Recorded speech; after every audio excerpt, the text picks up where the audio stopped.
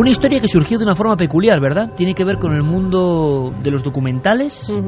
Nos la contaba alguien de absoluta solvencia, un buen amigo del programa, y le decíamos, si es así, hay que llamarlos para tenerlos esta noche en la radio y que nos cuenten esto que nos parece increíble, pero que sabemos que es real.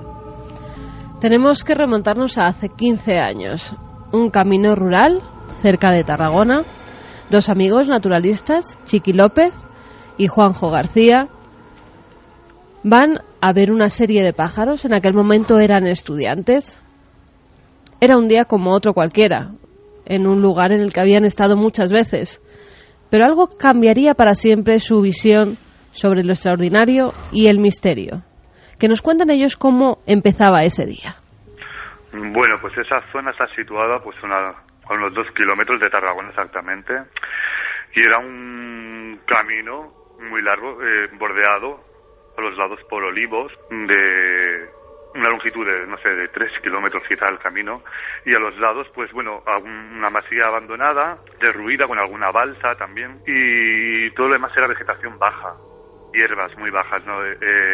Y estaba pues muy cerca, digamos a 1 kilómetro y algo de nuestro barrio. Y era un camino dentro de unos terrenos que eran de la Orden de San Juan de Dios.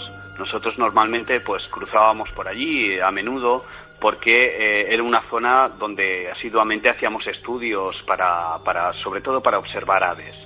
Y en ese momento pues precisamente veníamos de eso, de estudiar un ave, concretamente de buscar un nido de una pequeña ave, y bueno, era la 1:30 más o menos del mediodía cuando íbamos regresando ya a casa andando. Pleno día, sol, porque era más o menos sobre estas fechas, primavera. Era un buen día, habían encontrado los nidos que buscaban y volvían hacia casa ya para comer, cuando al paso les sale un extraño personaje, alguien como venido de otro tiempo, que se cruza en su camino. Nosotros nos incorporamos desde un pequeño sendero a este camino más ancho, y al incorporarnos, como digo, pues nos encontramos con un señor que venía hacia nosotros, un señor que venía cogido de las riendas de un caballo. Él iba andando al lado del caballo y, bueno, venía avanzando hacia nosotros y nosotros hacia él. Eso nos contaba Juanjo, y Chiqui nos comentaba algo muy parecido. Vivieron lo mismo, pero queríamos ver la perspectiva de la otra persona que le acompañaba. Apareció pues un señor con una capa así de color marrón, un sombrero así muy grande que cubría casi la mitad del rostro, y llevaba de la mano un caballo. Iba andando lentamente hacia nosotros, sin mirarnos, y nosotros pues nos quedamos parados por un momento mirándolo fijamente, muy sorprendidos, porque era como si apareciese de la nada. Alguien que aparece de la nada, vestido con ropajes como talares, marrones, de otro tiempo. Me decían que no le llegaron a ver el rostro completo. ¿Qué hacía allí? Pero cuando se iban casi a chocar con él, cuando estaban ya muy cerca, ¿qué ocurrió? Lo teníamos ya a unos 15 metros de nosotros más o menos, pues el hombre y el caballo desaparecieron allí delante de nuestros ojos. Desapareció, o sea, aquello que nosotros creíamos como algo físico se esfumó.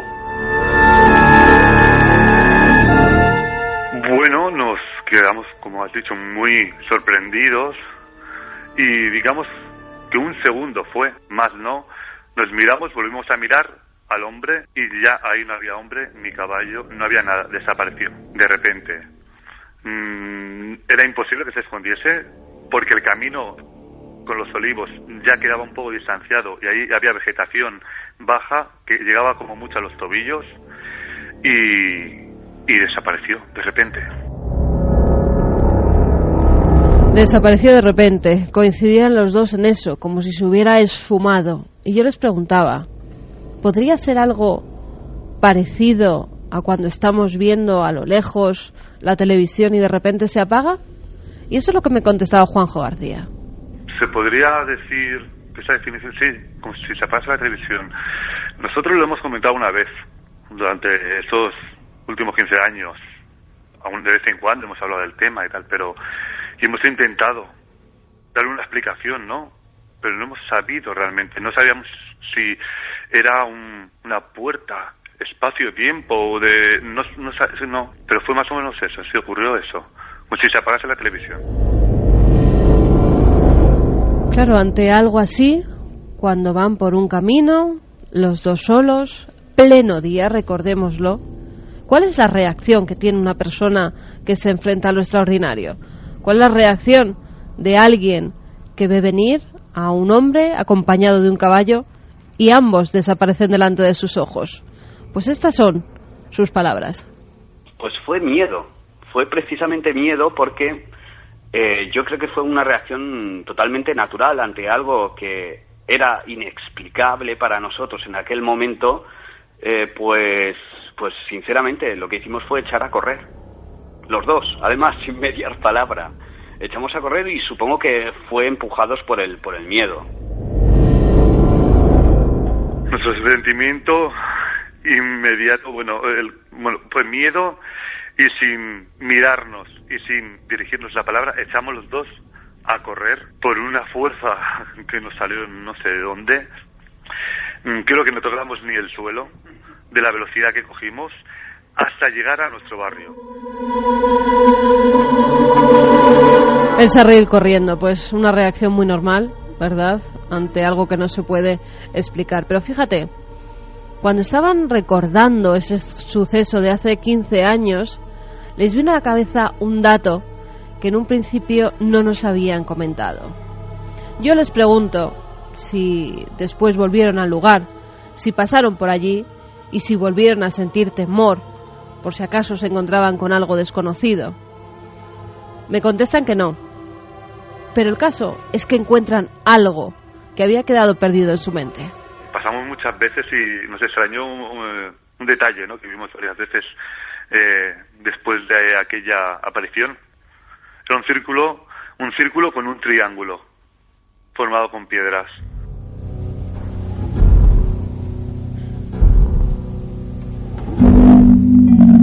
Dos y 52.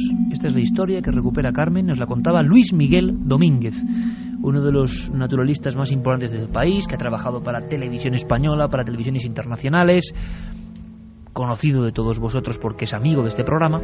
Y ahora cuento el secreto, ¿no?, que es que acabando un día cuarto milenio, se me aproxima hace unas semanas y me dice: oye, por cierto, hablando de apariciones, porque estábamos hablando de otro asunto, ¿sabes que yo tengo dos compañeros del equipo? Porque estos jóvenes estudiosos de las aves luego se incorporaron a ese equipo como documentalistas, sobre todo uno de ellos, Chiqui López, un cámara y documentalista importante dentro del equipo Luis Miguel Domínguez, y dice: mire, es uno de esos casos de los que no se puede dudar.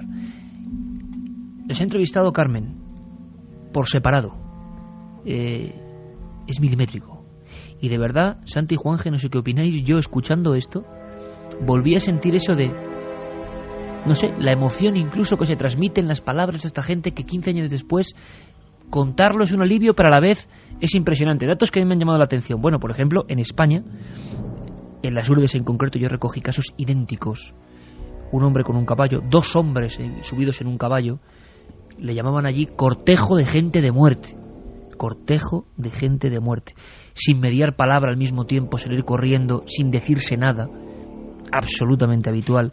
Y luego yo recordaba el caso ese tremendo de la Cañada, 1995, una aparición fantasmagórica, una escena de terror y luego unos signos extraños como triángulos metidos dentro de un círculo.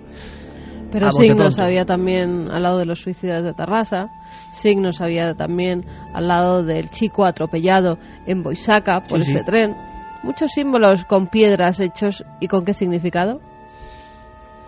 A mí ese elemento que da Carmen es lo que más me sorprende. O sea, lo único caso que yo he pensado era el de la Cañada, como tú, que sabes que también estuve por allí, por la zona esta de Ávila.